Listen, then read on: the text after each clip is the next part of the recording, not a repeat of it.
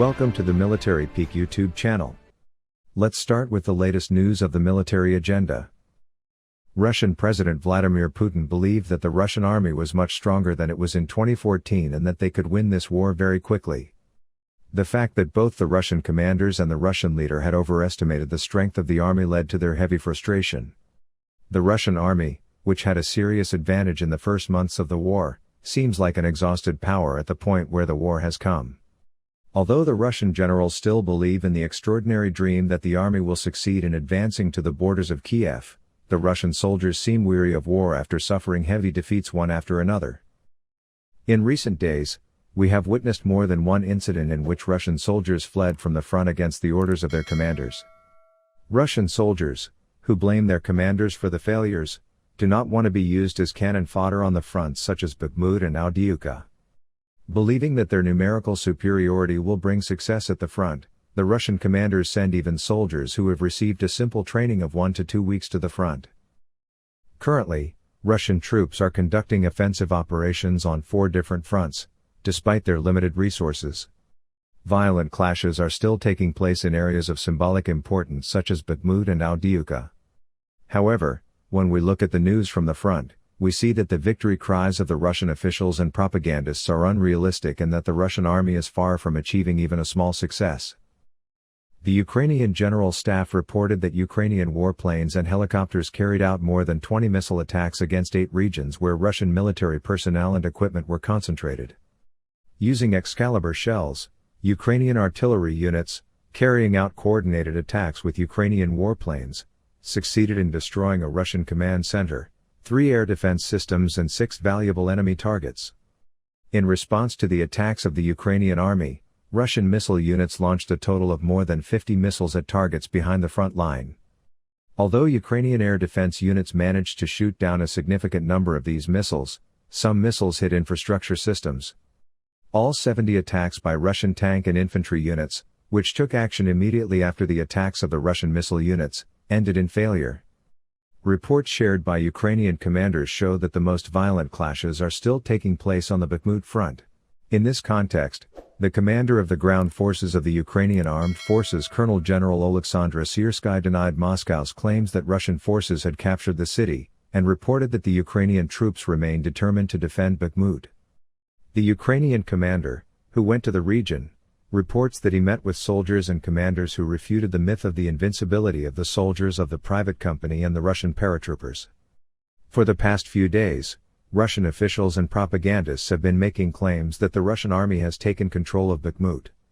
However, although the maps provided by open sources show that the fighting took place in areas close to the city center, there are no signs of the Russian army taking control of the area.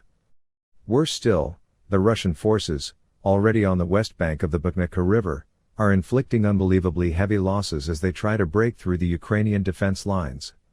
According to the news shared by Military Times newspaper, which interviewed a Ukrainian sniper on the Bakhmut front on this issue, the Ukrainian sniper named Yevhen managed to neutralize 15 Russian soldiers in just 3 hours. Stating that he uses a Kalashnikov weapon equipped with thermal binoculars, the Ukrainian sniper states that the Russian troops in the region used a maximum of 1 to 2 tanks and armored vehicles in their attacks. We also mentioned in our previous videos that the majority of the Russian army's attack teams consisted of only infantry. Aware that the Ukrainian army is about to start counterattacks, the Russian commanders are trying to save their resources. However, this strategy will only be a temporary solution. All analysts think that the Russian army needs a miracle to repel the spring offensive of the Ukrainian forces.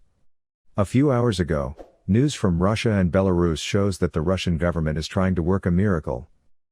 In this context, according to the news of the Kremlin-linked news organization TASS, the Kremlin plans to organize a victory parade in Moscow's Red Square on May 9, 2023, despite the heavy losses in the Russian army's war against Ukraine.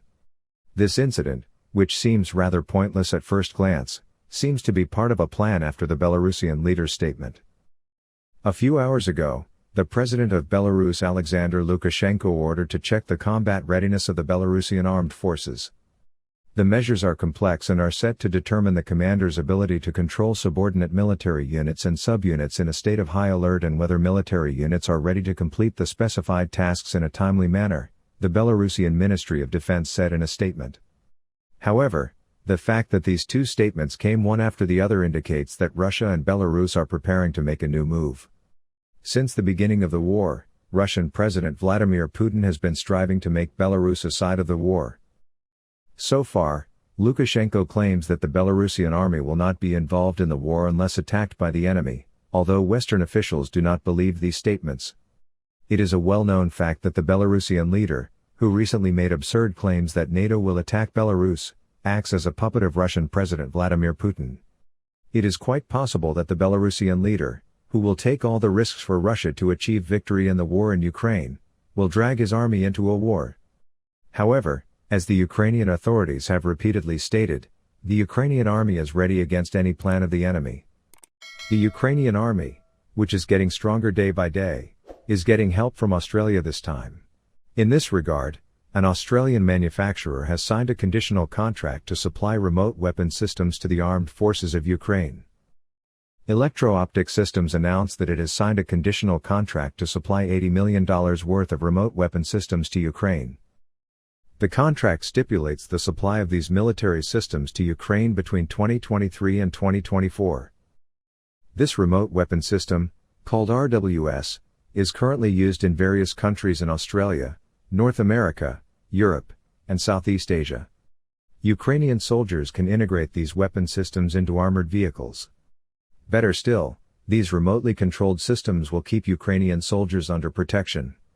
Information on the subject is limited to these.